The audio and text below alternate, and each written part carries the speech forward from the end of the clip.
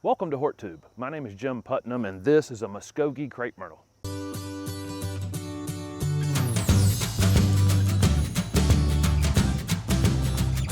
This is the beautiful pinkish lavender Muskogee Crape Myrtle. Muskogee is definitely one of the larger growing crepe myrtles. These can reach 25 feet, maybe even more over time, and pretty wide at the top. It has the large traditional weeping canopy. Muskogee's listed on most websites as zones 6 to 9, probably more accurately 6B, and probably worth a try in 10A. Crepe myrtles in general are very fast growing. Muskogee definitely is one that's faster than most. This thing will probably grow 3 to 4 feet in a single season once it's established. Crepe myrtles are definitely sun-loving plants, and you definitely need to get some sun on them in the early morning. They are susceptible to powdery mildew if they stay wet for a prolonged period of time. Muskogee is more resistant than other varieties to it though. Muskogee is going to get too big to be a foundation plant. I have seen people put this one on the corner of their foundations and it really will just outgrow the space over time. You'll definitely regret that over a 10 or 15 year period of time. This one's definitely going to be a standalone tree that's going to need some space, and it gets actually big enough that it's going to end up being a small shade tree in time. Of course, the primary feature of Muskogee crepe myrtles is these beautiful pinkish lavender flowers. This is an extremely popular variety. This one is budded up like crazy. It'll be in full bloom here in the next few weeks. This is late June in zone 7. Probably would be a little ahead of this in zone 8 or zone 9. Muskogee has everything that a crepe myrtle is supposed to have. It has the beautiful flowers. It has fantastic new foliage on it. It has the red stems on the older growth from this year. Eventually gets the exfoliating bark at the base, which this one is starting to do now, and then it turns red in time. It has this super smooth bark on it. So it pretty much is everything a crepe myrtle is supposed to be, and it has that great, beautiful weeping habit. I've included videos in the description of this video for planting woody trees and shrubs. Crepe myrtles are super, super easy.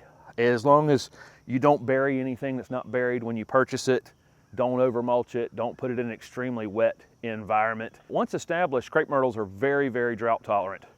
If you're in an area that gets normal rainfall, you'd never have to water these in order to keep them alive. But in order to keep them blooming vigorously in June and July, this is probably a plant you're going to want to check on a few times. If it gets dry in mid to late June, it will definitely cut off the amount of flowers you're going to get that season. Muskogee has nice foliage and flowers, and you can get more of both by fertilizing it, and any slow release fertilizer for woody trees or shrubs in the late winter or early spring is ideal, something that lasts 3 to 4 months. Of course, there's always a lot of talk about pruning crepe myrtles. The landscapers tend to cut these off in parking lots to some height that's about 3 feet below where they want them to bloom. Over time, they start to look weird. The bottom of the plant gets bigger and bigger and bigger, and the top of the plant stays thin, and over time, they do look weird from doing that, but you know, to each his own. You can do that for years and years and years before it's actually an issue.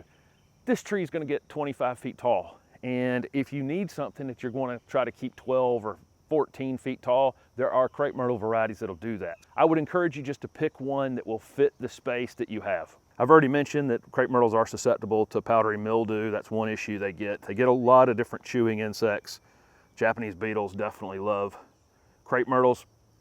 The main issue they get though is on the flower buds and on some of the newer growth on these. They can get aphids in the spring, and the secretion from the aphids will turn the leaf black. It's called sooty mold. It's an after effect of the aphids. You really need to control the aphids in the spring, so it's worth checking on them in April and May and making sure you don't see any little insects on the newest growth on these, because it will turn into another issue later in the summer.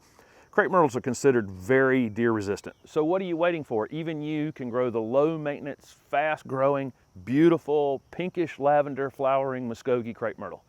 Thank you for watching my video, and if it was helpful, please hit the like button and subscribe to my channel for future videos. Also comment below with any questions you have about crepe myrtles. Thanks again.